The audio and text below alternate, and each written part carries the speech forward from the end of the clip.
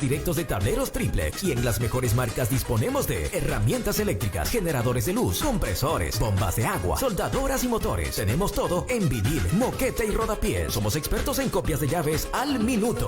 ¡Venga! Sí, usted venga y compruebe nuestros precios. Son entre los más bajos del mercado y tenemos ofertas, súper ofertas. Ferretería Aldaz de Sergio Aldaz Cajas. Ubícanos en el centro de la ciudad, Francisco de Orellana y 27 de febrero. Contáctanos al 885-433 o al 099-5050-088. Ferretería Aldaz de Sergio Aldaz Cajas, en Puyo. En Mía FM, fin de espacio publicitario. Bien, estamos de vuelta en Mundo Noticias Regional a 6 de la mañana con 35 minutos. Atención a lo siguiente: la Cooperativa de Ahorro y Crédito Educadores de Pastaza Limitada, en función al reglamento de adquisición de bienes muebles e inmuebles, ejecución de obras, contratación de servicios o compra de mercaderías para el comisariato y almacén de la CASEP, convoca a las casas comerciales interesadas en presentar las proformas para la provisión de cobertores y juegos de toallas que cumplan con las siguientes características técnicas: 1042 cobertor español, bramante 180 hilos a los dos lados, 2 plazas, 130 gramos, plumón 1.5, acolchado, bordado, multi, agujas, colores variados.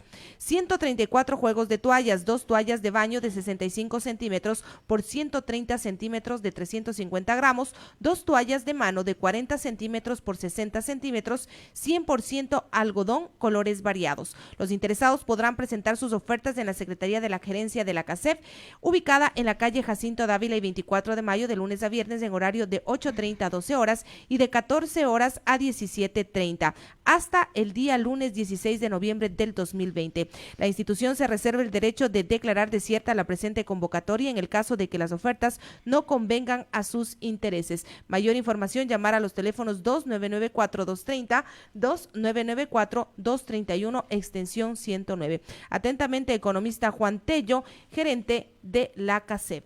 Las 6 de la mañana con 37 minutos, estamos ya con nuestra primera entrevista. 6 de la mañana con 37 minutos. Ya se han cumplido más de 2 años desde la vigencia de la ley para la circunscripción territorial especial amazónica, que fue creada con fundamento en el artículo 250 de la Constitución de nuestra República. Nos acompaña el día de hoy la licenciada Nina Osorio, pues con quien trataremos este tema. Nina, muy buenos días. Muy buenos días, gracias por la invitación. Es un gusto enorme estar aquí hablando de un tema que es realmente trascendente para los amazónicos, una lucha histórica que se consiguió hace 2 años, pero que vemos que todavía después de estos años de aplicación no ha sido posible una aplicación efectiva de dicha ley. Nina, buenos días. Siempre se le ha visto activa en el tema de la protección ambiental y en la política petrolera. Desde su diario accionar en su vida privada, en su vida que se le ha visto trajinar ante la sociedad frente a estos dos temas, en el tema petrolero y ambiental, y ahora usted como candidata a la Asamblea Nacional, ¿cómo se ve reflejado el trabajo que ha venido desempeñando durante su vida antes de la política y ahora que pues está como candidata? Bienvenida. Muchas gracias, Beatriz. Sí, justamente ese reconocimiento de la realidad, de las necesidades y también del despojo que ha significado el extractivismo y la explotación minera y petrolera en la Amazonía ecuatoriana es resultado del activismo social al que nos hemos dedicado desde muy pequeños. Yo creo que ahora nuestra responsabilidad es poder plantear soluciones concretas ahora, ¿sí?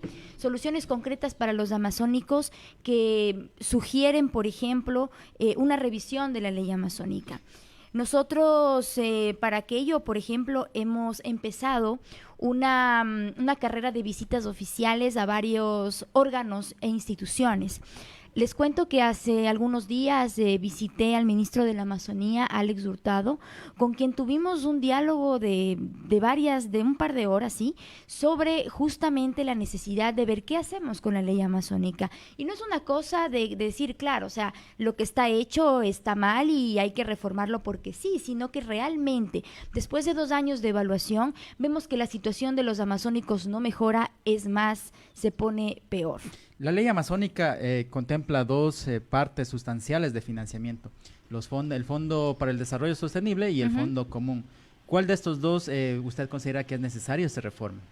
Yo pienso realmente de que la distribución de los recursos de la ley amazónica no son equitativos. Cuando vas al sector rural, y entiendo que estamos todos muy cercanos al sector rural, es muy evidente las carencias básicas para una vida digna de los amazónicos. Es realmente indignante ver cómo los índices de pobreza a nivel nacional en la última década se han podido disminuir, en los últimos años han aumentado, pero estos aumentos son mucho más dramáticos en la región amazónica. ¿Y por qué hablamos de estos fondos? Yo pienso que sencillamente, y lo hemos propuesto en algunas visitas a los gobiernos parroquiales, entre ellos al GAD de Veracruz, yo le dije ese día, por ejemplo, a Wilmer Carvajal del GAD de Veracruz, el fondo común, ¿sí? El fondo común que es administrado también en parte por la Secretaría Técnica Amazónica, debería ser al menos un 20% destinado netamente a la remediación ambiental como una responsabilidad del Estado y como un saldo de una deuda histórica con los pueblos y las comunidades en donde esta explotación no se ha traducido en progreso ni en desarrollo, sino más bien en un despojo en temas ambientales, donde no había una garantía de remediación ambiental, un resquebrajamiento social, resquebrajamiento a nivel cultural. Y otra parte, sí, yo pienso que es muy necesario que esos proyectos que son creados para la Amazonía sean especialmente enfocados en el sector rural, definitivamente. Bien, el petróleo ha sido indudablemente el producto de mayor importancia en la economía y sociedad ecuatoriana a partir de 1972. En este escenario estratégico y muy frágil, las políticas petroleras del Estado ecuatoriano deben tener un rol fundamental y tener un objetivo principal: generar de pronto condiciones óptimas para revertir los recursos petroleros en una mejora sostenible de las condiciones de vida, porque eso es lo que han reclamado pues los activistas ambientales, petroleros, que han dicho y han manifestado que se debe ir minimizando el impacto ambiental negativo de la producción petrolera. ¿Cómo lograr esto? Eso es una pregunta muy pertinente, Beatriz. Yo pienso que como amazónicos tenemos la responsabilidad de empezar a pensar para nuestro país un futuro post-extractivista. Porque la realidad es la siguiente: si bien es cierto, una fracción que me parece que es más del 30% del presupuesto general del Estado que llena nuestras arcas fiscales provienen de la explotación del petróleo. Pero si nos ponemos a analizar realmente esto que ha significado para la transformación de la vida de los amazónicos, vemos que el impacto ha sido en pasivo, ¿sí? No en activo, si hablamos en esos términos. Entonces, si vamos ya casi más de 50 años, medio siglo de explotación petrolera, y lo que encontramos en la Amazonía es realmente un rezago de una región que ha sido postergada en el mejoramiento de las condiciones de vida, sabemos nosotros en carne propia como amazónicos que ese no es el camino que queremos. Porque si estos recursos solo van al gasto público, no a la inversión, a la reinversión, a crear nuevas objetivos de desarrollo, de poder sustentarnos, porque el petróleo no va a ser eterno. Así Entonces, ¿cómo lograr aquello, cómo articular el trabajo entre la sociedad y el ente estatal? Que no quedes de pronto en una simple reforma, porque pues puede llegar estos recursos directamente a la institución, a la Secretaría Amazónica de la Amazonía, y pues destinar los recursos a los GATs parroquiales. Pero ¿cómo lograr que estos recursos sean muy bien viabilizados? Sí, justamente esa es la pregunta, ¿no? En la ley amazónica se establece la obligatoriedad de crear un plan integral, que entiendo que existe y que fue tomado en gran parte de lo que había en el ECORAE, que era la anterior entidad que regía la política pública en la Amazonía. Yo pienso que definitivamente ese plan tiene que ser hecho de manera participativa, más participativa todavía, porque es la única manera de poder recoger realmente el sentir y las necesidades de estos sectores que están siendo inatendidos. Tú mencionaste, Beatriz, una cuestión súper importante. Tenemos que ser conscientes de la situación económica y del tipo de modelo económico que estamos planteando como país. Si bien es cierto, un legislador no es el que decide las concesiones ni tampoco la firma de los contratos petroleros, pero en la Asamblea Asamblea Nacional se debaten los destinos en materia energética y en materia de energías limpias que pueden ser utilizadas en nuestro país, ¿sí? En la Asamblea Nacional, por ejemplo, en el 2013 se decidió la explotación del Yasuní en el bloque 31 y bloque 43. Fueron los legisladores los que, a pesar de mandato constitucional, donde se establece que no puede haber explotación petrolera y minera en áreas protegidas, en parques nacionales como en el Yasuní, es el regalo para la tierra, pero abajito siempre está la trampa, salvo que sea declarado por la Asamblea de prioridad nacional. Y los asambleístas votaron para que vayan los pozos petroleros al Yasuní, que en este momento se están explotando y que se pretenden incluso hacer carreteras para llegar al Yasuní. O sea, yo creo que nosotros como amazónicos tenemos que siempre pensar en la vanguardia primero y después en el futuro de nuestros hijos. Tenemos petróleo para 10 años. Y justamente esos 10 años que ya se nos está acabando, y pues es preocupante las cifras del índice de desarrollo humano que se tiene en nuestros pueblos. Usted que ha recorrido por todos estos lugares, ¿cuáles han sido los proyectos que en estos 2 años la ley amazónica pues ha intervenido en el sector rural?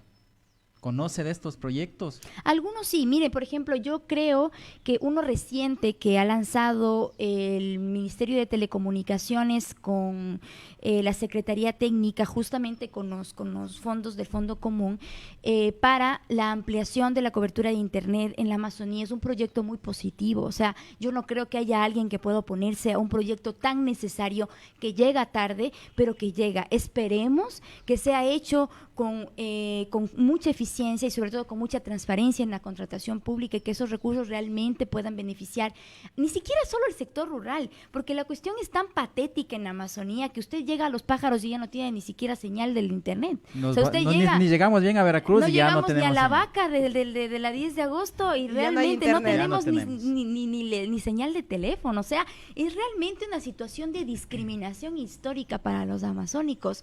Si tenemos 10 años de petróleo y nos han hecho pensar de que el modelo de desarrollo que beneficia a nuestro país es el despojo de los recursos naturales, cuando vemos en carne propia que ciertamente la maldición de la abundancia que vivimos como ecuatorianos, que estamos, como nos decían, que estamos sentados en un saco de oro, pero estamos confundiendo el oro, ¿sí? Hay naciones que son ejemplos para el mundo, como Costa Rica, ¿sí? Costa Rica, que era una nación especialmente que guiaba la acumulación de su presupuesto en explotación minera, ahora es una nación sustentable y que tiene muchos menos recursos de biodiversidad que nosotros. Pues justamente eso se va por una visión de desarrollo, una visión que deben alcanzar de una manera sostenible y cambiando el modelo extractivista por un modelo más económico, sustentable en el tiempo.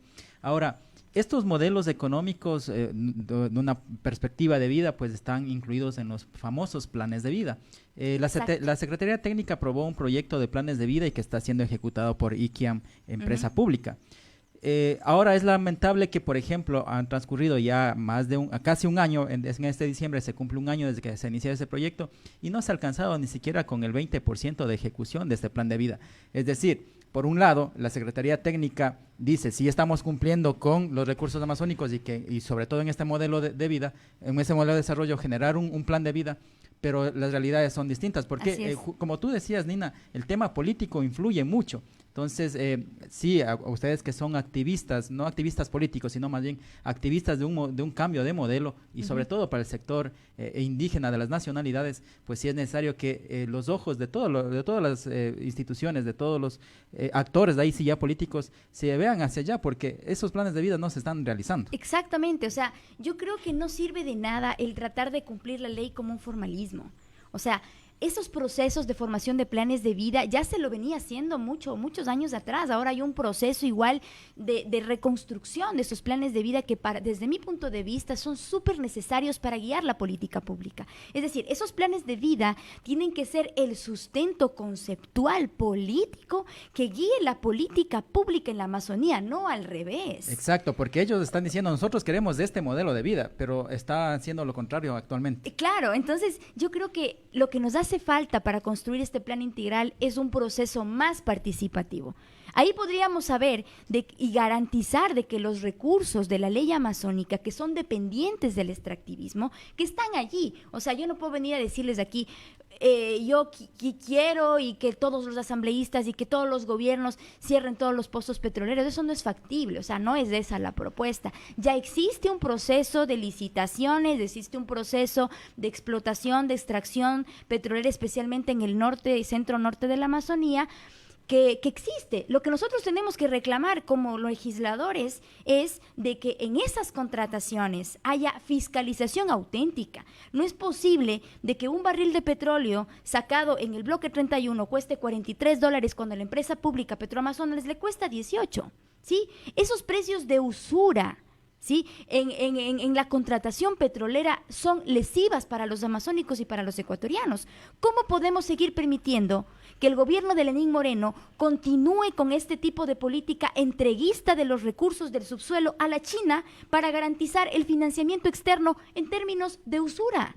Irrisorios, Tenemos el petróleo hasta el 2024 entregado a los chinos. Y no hay asambleísta que haga un proceso de fiscalización auténtico a la preventa petrolera con China y Petrotailandia. O sea, esa es la tarea del legislador. Yo no vengo a decir aquí de que nosotros vamos a adjudicar los contratos, eso no es una competencia del asambleísta, eso lo hace el gobierno con el Ministerio del Ramo.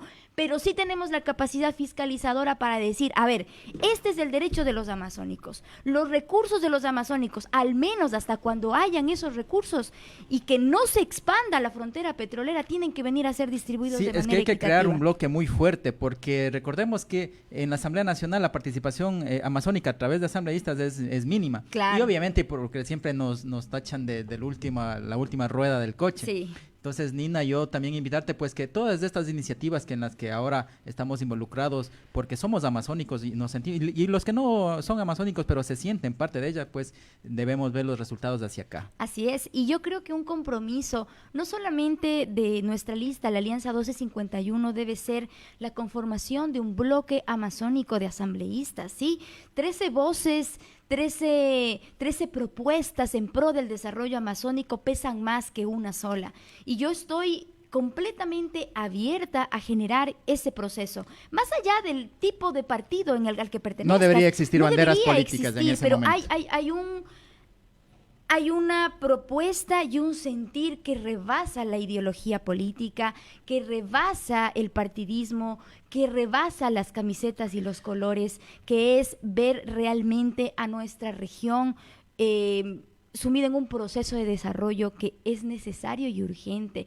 Estos niveles de pobreza no pueden esperar más. Bien, esto en cuanto a la consecución de recursos para que se vea plasmado a través de proyectos en la zona rural, en la zona urbana, en el país, esto como una reforma que usted plantearía en la Asamblea Nacional. Pero la calidad de educación en el país se encuentra entre las más bajas de América Latina y los esfuerzos de reforma educativa han producido escasos resultados en nuestro país. De acuerdo a una evaluación reciente de la Universidad de Harvard, con datos nos dicen que la calidad de educación básica en el Ecuador es la peor entre los 19 países de América Latina. Según el mismo propio Banco Mundial, a pesar de adecuados mecanismos de focalización, los proyectos de mejora de la calidad de educación a través de los proyectos que ha implementado el gobierno de Lenín Moreno beneficiaron solamente al 17% de los estudiantes rurales o de las áreas urbano marginales. ¿Cómo cambiar este modelo, esta política de gobierno que se ha venido implementando no solo en el gobierno de Lenín Moreno, sino también del expresidente Rafael Correa, porque los niveles y los porcentajes se han mantenido de un 17%? ¿Cómo cambiar esto a través de los asambleístas? Esa es una realidad penosa que ciertamente define el futuro de la región. O sea, cuando un joven de aquí, le voy a contar un caso en Chontayaco, por ejemplo, que fuimos a visitar hace unas semanas en Santa Clara, nos reunimos con un grupo de jóvenes y ellos nos decían, bueno, ahora en tiempos de pandemia no podemos estudiar porque no tenemos internet, ni siquiera hay señal de celular. La educación se supone que es gratuita, de calidad, universal, pero ahora ese costo lo están pagando los padres de familia, ¿sí? Las escuelas no están funcionando como tal, ni los colegios. Esos jóvenes que cuando tenían acceso a un colegio, que además los profesores hacen un esfuerzo para brindar los conocimientos, tenían que caminar 3 horas para llegar al colegio ida y vuelta. O sea, un esfuerzo tenaz para poder acceder a la educación secundaria. Y encima, se llegan a graduar de bachilleres, muchos de ellos no pudieron inscribirse en la prueba, ser bachiller, para dar el examen porque no tuvieron internet. Y los que lograron entrar a la prueba, ser bachiller, tuvieron altísimas deficiencias para poder alcanzar un cupo en la universidad. ¿Usted cree que esta política adoptada de ser bachiller está muy bien planteada? No, está muy mal planteada. O sea, yo creo que la gran lacra que tiene el correísmo en nuestro país es pensar que somos una sociedad homogénea, ¿sí? Todas las leyes en nuestro país no están adaptadas a lo que manda la Constitución en el 250, de que la Amazonía es una región especial como lo es Galápagos. Yo solamente me pregunto, ¿qué pasaría si encuentran un pozo petrolero en la isla Isabela? O sea, separa el mundo. Pero aquí, como los amazónicos somos los pateaditos de la patria, pueden venir y clavarnos un bloque 28 en las fuentes de agua que alimentan a toda la Amazonía.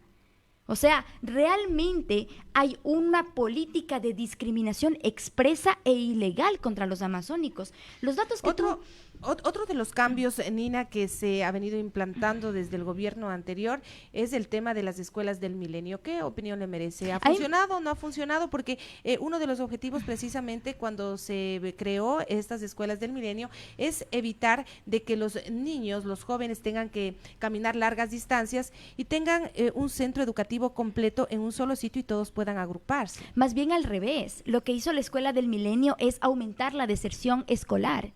¿Sí? Porque las escuelitas comunitarias unidocentes, que desde mi punto de vista deberían ser fortalecidas y brindar muchas más capacidades académicas y de formación a los docentes, a los maestros que están en las comunidades, en los barrios periféricos, debería ser fortalecida, porque lo que hicieron con las escuelas del milenio es la estructuración de una serie de elefantes blancos que están abandonados en muchos casos y que hicieron justamente de que los niños tengan que caminar elevadísimas distancias para poder llegar a sus escuelas, porque sus escuelitas se eliminaron en sus comunidades. Entonces, se eliminaron también la educación intercultural bilingüe y que hoy por hoy se está tratando de retomar. ¿Cuál es su apreciación? No, yo creo que tiene que ser retomada y fortalecida. Esos recursos del Estado tenemos que ser reclamados absolutamente para ser reinvertidos en educación, una calidad de la educación. Las cifras que tú mencionas, Beatriz, son absolutamente ciertas. En temas de educación básica, bachillerato, en la Amazonía somos postergados. La Ley Orgánica de Educación Superior tiene que ser reformada mientras el Estado paga la deuda histórica de la educación en la Amazonía. ¿Por qué razón? Porque un joven de un colegio en Arajuno, en Santa Clara, un colegio que no tiene la misma calidad de educación, a pesar del esfuerzo de los docentes, que un colegio de Ambato, de Cuenca, de Guayaquil y de Quito, nunca jamás vamos a poder competir de una manera igualitaria. Bien, para acceder a un cupo en la universidad. Eso es absolutamente... Que es la formación específica de los docentes. Exactamente, y eso tiene que invertir el Estado para mejorar las capacidades de la educación primaria y secundaria en la Amazonía. Muchas gracias, Nina. En honor al tiempo, ya está nuestra siguiente invitada también lista, pues habrán muchos temas más adelante que conversar con usted y con más asambleístas que están pues postulándose para las próximas elecciones, temas de interés para los amazónicos. Y algo sí, con lo que yo quiero concluir, es que sin educación no existe desarrollo, no existe eliminación de pobreza, es decir, no hay nada. Exactamente. Entonces, allí es lo importante, la educación. Nina, gracias por estar con nosotros, pues le estaremos invitando en otras ocasiones para seguir abordando temas de interés. Muchas gracias, Beatriz, gracias por la invitación. Quisiera anunciarles a nuestros amigos que... yo creo que como amazónicos tenemos realmente una potencialidad inmensa para poder plantear soluciones a futuro. Si estamos en unas condiciones en que nuestro país no puede abastecer sus rentas con explotación petrolera y minera, en cuanto somos dependientes del precio internacional, y por eso estamos siempre en crisis y en déficit fiscales, porque cuando teníamos una bonanza de 110, 111, 105 dólares el barril de petróleo, hubo una burbuja de desarrollo. No hay ingresos petroleros que además fueron entregados a la China, que fueron entregados a los contratistas petroleros. Nosotros ahora como amazónicos vamos a plantear varios candidatos desde Concertación Nacionalista 51, liderados por Fernando Villavicencio. El día 17 de noviembre vamos a estar en Sucumbíos planteando la propuesta amazónica postpetrolera, post-extractivista. Muy bien. Y vamos a hacer llegar esa propuesta a todo el país. Muchas gracias por estar con nosotros, y antes de que se vaya Nina, planteamos una la pregunta. ¿Considera usted que la ley amazónica debe ser reformada y también que los recursos deben ser destinados en su mayoría al sector rural? Con un sí tenemos un 90% de apoyo y el no un 10%. Ese es pues el resultado de la opinión ciudadana, que siempre es importante, amigo, amiga oyente, para que usted pueda considerar, para que usted pueda opinar en cada uno de estos espacios. Las 7 de la mañana en punto, una breve pausa y volvemos. En Mía